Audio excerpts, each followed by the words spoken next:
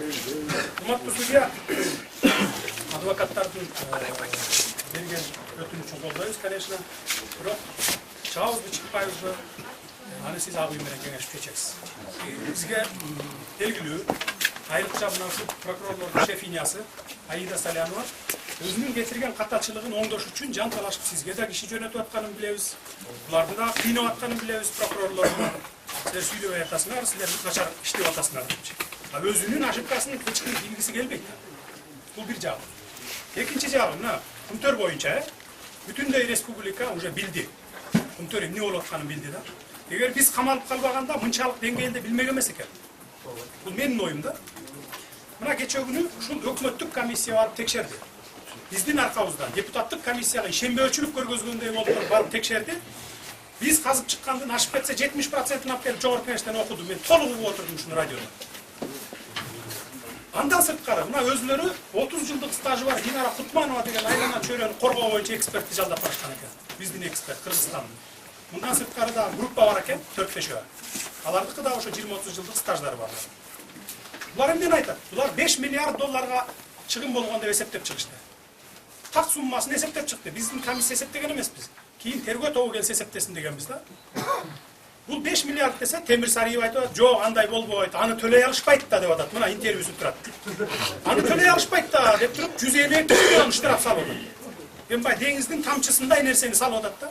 Буга ким жооп берет 5 миллиард долларга? Эгерде дагы ушинтип отура берсек, биз ушундай сот залында ушак териштирип отура берсек. Бүгүн 5 миллиард долларга чыгым болсо, 5-10 жылдан кийин 10-20 миллиард долларга чыгым болот да. Ким жооп бериш керек ага? Ким? Прокурорлор жооп береби, бизби, сизби, же бул адвокаттарбы, же ак үй жооп береби? Бирөө жооп бериш керек да негизи. Ошондуктан урматтуу судья, биз Кудайдын буйругу бир күнгө жазып турат. Ошол күнү чыгабыз. Башыбыз аман эсен чыкса ушул жерде отурганда, ушул ишти аягына чыгарабыз, бул бойдон калтырбайбыз. Эмне үчүн 5 миллиард долларга чыгым келтирип атсак, Сариев 150 миллион аны төлөй албайт да Динара деп, экөөбүз урушуп кеттик деп могу эксперт айтып атат. Сариев менен мен урушуп кеттим. Ошон үчүн бул жөн калбаш керек. Муну кыргыз эли да жалпы журтчулук билип коюш керек ушуну. А биз эмне комиссиянын көз карашы менен иштешибиз керекпи, мыйзамдын көз карашы менен эмес. Эксперттер санап берип атат. Анда эмнеге бул эксперттерди жалдап барды? Бюджеттен мына могу отурганыбыздын бардыгыбыздын чөнтөгүнөн кетип атат. 47 миллион сом коротушту ушуларга берип. А мен бюджеттен бир тыйын алган эмесмин. Аларга караганда эки эсе көп эксперттерди иштеткен, 40ка жакын эксперттер. А булар 20 эксперт иштетип 47 миллион сом коротуп атат. Бу дагы сиздин, мына ошол эле прокурорлордун да чөнтөгүнөн кетип атат баары. Эмне үчүн муну айтышпайт?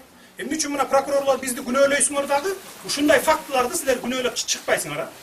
Силердин бул милдетиңер да түздөн-түз. Андан сырткары ошол эле шефиняңар Аида Салянова 1,5 миллиард сомду бюджеттен диги списать этип салып атат налогтон. Эмне үчүн муну көтөрбөйсүңөр? Биз диги талкуу болгон учурда муну дагы айтамын. Урматтуу судья, талкуу болгон учурда мен беремин сизге, өтүнүч келтиремин, жай аныктама чыгарышыңыз керек ген прокурор боюнча. Аида Салянова боюнча. Бул мыйзамдын талабы, менин талабым эмес. УПКда так көрсөтүлгөн. Канчанчы статьяда 19-бу, 29-чу статьяда так көрсөтүлүп турат. Ошон үчүн мына биз баарыбыз эле, биз уш тордун артында отургандар үчүн эле керек эмес Кумтөр. Баарыбыз үчүн керек. Ошон үчүн тез аранын ичинде маселени чечип, ушул ишти аягына чыгарышыбыз керек. Бул биздин соттун же болбосо тиги прокурорлордун эле же биздин кызыкчылыгы эмес, жалпы Кыргызстандын кызыкчылыгы. Мамлекет бар болобу, жок болобу, ошол коркунучта турат азыр.